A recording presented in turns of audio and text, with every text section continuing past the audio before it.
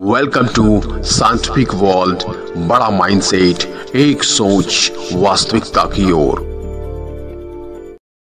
जो ब्रह्म की चर्चा करता हो, ब्रह्म को जानने की जिज्ञासा रखता हो, मस्तक पर तिलक रखता हो, शिखा चोटी बंधन हो, यज्ञोपवीत का धारण करता हो, कर्मकांड करता हो, भगवत भक्ति करता हो, कर्मकांड ना भी करता हो, अगर वो यज्ञोपवीत धारण करता, तिलक लगाता, शिखा रखता है, ब्रह्म की चर्चा करता है, उसे ही ब्राह्मण कहा जाता है। पंडित कौन है वो इसमें आकर के श्री कृष्ण साफ साफ बता रहे हैं कि ये भगवत गीता का वो श्लोक है। पंडित वो है जो समदर्शी हो जाए। समदर्शी का क्या अर्थ है? समदर्शी का मतलब होता है कि मैं अपने भीतर आत्मा में ऐसा स्थापित हो गया हूँ कि बाहर की कोई भी चीज मुझ पर प्रभाव डालकर मुझे असम नहीं कर सकती। तो वो हो कि वो हो, मेरे लिए दोनों इस अर्थ में बराबर है कि न तो वो मुझे आके मेरे केंद्र से विस्थापित कर सकता है, न वो मुझे आकर मेरे केंद्र से विस्थापित कर सकता है। वहाँ प्रशंसक है, वहाँ निंदक है। अगर मैं भीतर अपूर्णता यानी अहंकार लेके बैठा हूँ तो प्रशंसक आके मुझे हिला देगा और निंदक भी आके मुझे हिला देगा। समदर्शी का मतलब है न प्रशंसक मुझे हिला सकता, न निंदक मुझे हिला सकता, दोनों को मैं सम देखता हूँ, क्योंकि भीतर मैं अपनी पूर्णता में आत्मा में स्थापित हूँ। उसमें किसी के कुछ कर पाने की, हस्तक्षेप की कोई संभावना ही नहीं बची। वो होता है पंडित। अब ये बात जब मैं बताता हूँ तो बहुत सारे लोग जो अपने आप को पंडित बोलते हैं उनको बड़ी समस्या हो जाती है, चिढ़ने लग जाते हैं, क्योंकि वो समदर्शी तो है नहीं। नमस्कार दोस्तों, यहाँ पर आपने सुना आचार्य प्रशांत जी को और धीरेन्द्र शास्त्री जी को, जिसमें अपने अपने अनुसार वो पांडित्य का परिभाषा दे रहे हैं और पंडित जी को डिफाइन कर रहे हैं कि पंडित कौन है, पंडित क्या है। आपने सुना होगा उसमें पंडित के बारे में उन लोगों ने क्या क्या बोला होगा, आप लोग उनके अनुसार समझ गए होंगे। लेकिन ये दोनों परिभाषा एक दूसरे पर व्यंग्य के रूप में है। जिस तरह से आचार्य जी अंत में पंडित जी के नाम पर हंसकर और मुस्कुराकर बोल रहे हैं, वह सोच रहे हैं कि पंडित किसी जाति को कहते हैं और वो अपने आप को पंडित के जाति से अलग मानते हैं शायद, इसीलिए वो ऐसा व्यंग्यवाणी में बात कर रहे हैं। ये पंडित समझने वाले लोग मैं बताता हूँ तो बहुत सारे लोग जो अपने आप को पंडित बोलते हैं उनको बड़ी समस्या हो जाती है, चिढ़ने लग जाते हैं। क्या वो अपने आप को पंडित नहीं समझते हैं? तो ये आचार्य की उपाधि अपने से ले लिए हैं। हमारे यहां आचार्य को पंडित माना जाता है, शास्त्री को पंडित माना जाता है। क्या अपने आप को उस पांडित्य से अलग रखे हैं? तो शास्त्रों के अनुसार उन्हें अधिकार नहीं है कि वो आचार्य और शास्त्री का टाइटल धारण करें।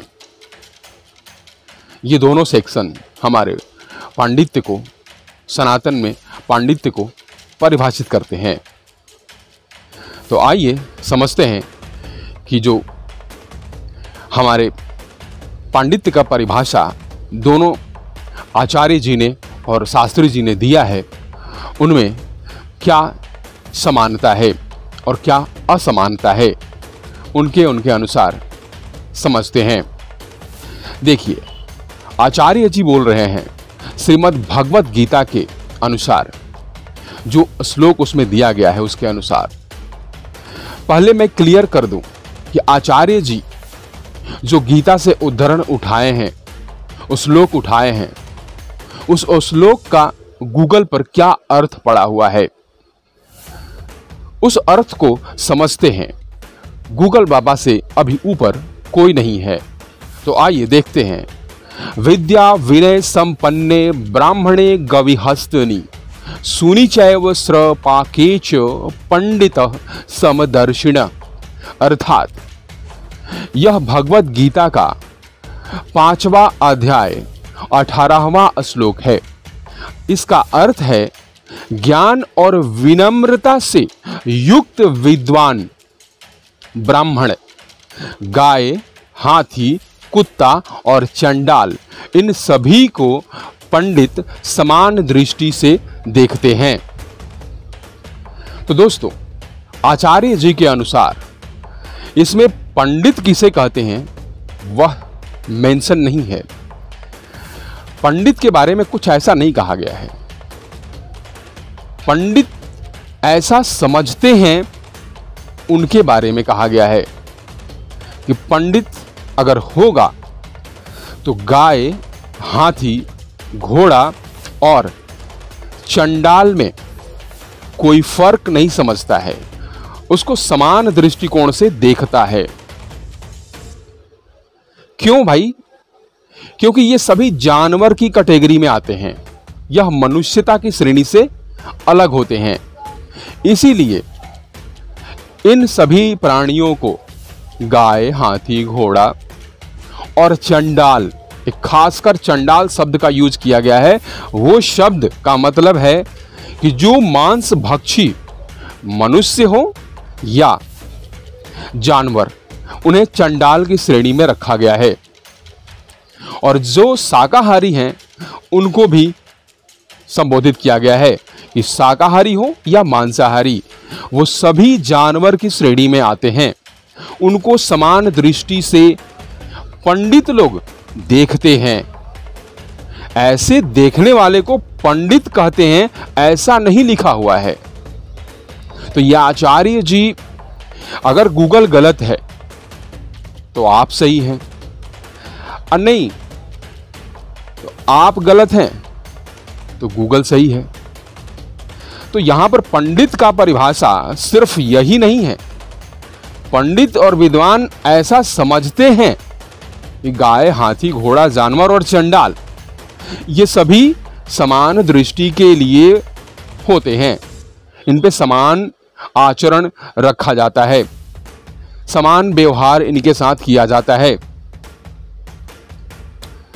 तो जानवर और मनुष्य में फर्क करने का जो सिद्धांत है, उस सिद्धांत को यहां दर्शाया गया है, इस श्लोक में बताया गया है, न कि इससे पांडित्य का कोई परिभाषा निकलता है। पांडित्य का परिभाषा और पंडित का परिभाषा बहुत ऊंचा है, इस श्लोक से समझ नहीं आता है। यह श्लोक तो छोटी सी चीज को समझने के लिए लिखा गया है कि पंडित और विद्वान और ज्ञानी लोग ऐसा समझते हैं। तो आइए शास्त्री जी के अनुसार समझते हैं कि वो क्या कह रहे हैं। दोस्तों, शास्त्री जी कह रहे हैं कि जो चंदन कर ले, जो शिखा रख ले, जो वस्त्र पहन ले, जो गेरुआ वस्त्र पहन ले, ऐसे धारणा जो रखता हो उसे पंडित कहते हैं। लेकिन शास्त्री जी, आदरणीय गुरु जी, मैं आपसे एक विनय के अनुसार विनती करता हूं कि क्या अगर मूर्ख व्यक्ति इस तरह का आभूषण धारण करता है और पहनता है और चलता है सड़क पे और कोई गलती हो जाती है, तो क्या पांडित्य का बदनामी नहीं होती है? पांडित्य का बदनामी होती है। तो आप ऐसे लोगों को ये वस्त्र पहनने के लिए मत बोलिए। वस्त्र पहनने से सिर्फ पांडित्य और पंडित कोई बन जाए और पांडित्य आ जाए, ऐसा नहीं है। सम्मान पाने के लिए कोई पहन लेता है, शिखा बढ़ा लेता है, चंदन कर लेता है, उससे पांडित्य पे सवाल उठता है, पंडितों का बदनामी होता है। इसलिए ऐसे अज्ञानियों को ये धारणा रखने की आवश्यकता नहीं है। कोई चोर आदमी को पुलिस का वस्त्र पहनने की अधिकारी नहीं है। कोई चोर आदमी पुलिस का वस्त्र पहन के सड़क पे चले, वो अपराध माना जाता है। इसलिए पंडित का आभूषण धारण करना यह अपराध की श्रेणी में आना चाहिए। अगर आप अपराध करते हैं इस वस्त्र में, तो आपको दंडित किया जाना चाहिए। पंडित का वस्त्र धारण सभी को नहीं करना चाहिए। वो विशेष व्यक्ति, विशेष लोगों को ही उस आभूषण को धारण करना चाहिए। इसलिए शास्त्री जी, मैं आपके इस परिभाषा से संतुष्ट नहीं हूँ। इससे पंडित का बदनामी होता है।